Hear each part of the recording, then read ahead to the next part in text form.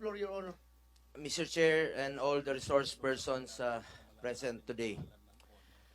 May I put on record nung nakaraang pagdinig ng committee ito nung April 30, pero kasabay po ito nung pinamunuan kong pagdinig ng Committee on Health kung saan mainit at controversial din ang usaping tungkol sa health emergency allowance ng ating mga healthcare workers at ang issue ng Belkens.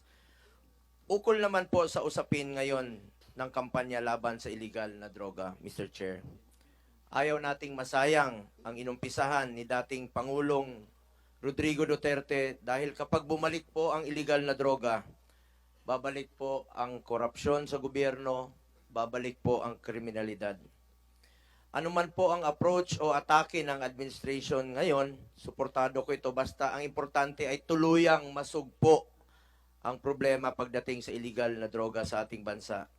Kaya nga po bilang chairman ng Committee on Sports, lagi kong hinihimok ang ating mga kabataan to get into sports and stay away from illegal drugs to keep us healthy and fit. This is my own small way of contributing to the continued campaign against illegal drugs.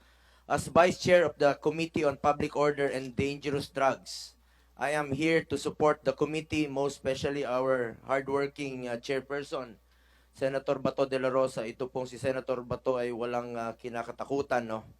Ang nais lang natin malaman sa hearing na ito ay lumabas po ang katotohanan. Nothing but the truth. To all resource persons here, may I remind you to respect this institution. You are all under oath. Wag na wag ninyong tangkain na magsinungaling. The truth always. Kung ano lang po yung totoo. Kung ano yung totoo, kung ano yung tama, yun ang inyong sabihin. Yun ang inyong gawin at hindi po kayo magkakamali. The public deserves the truth. No more, no less. Katotohanan po ang inaantabayanan ng taong bayan. Dahil kapag lumabas ang totoo, mas makakapag-focus na tayo sa pagtulong sa mga nangailangan at pag-address sa iba pang mga suliranin ng bansa. Dami pa nating problema sa ngayon.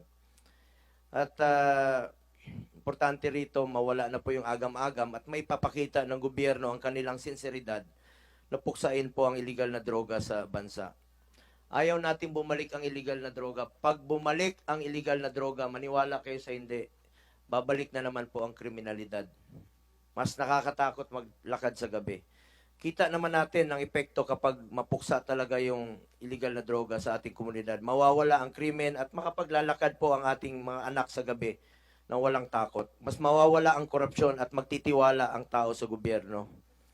Let's buckle down to work dahil marami pong mga kababayan natin nangangailangan ng tulong. Maraming salamat, Mr. Chair. Thank you.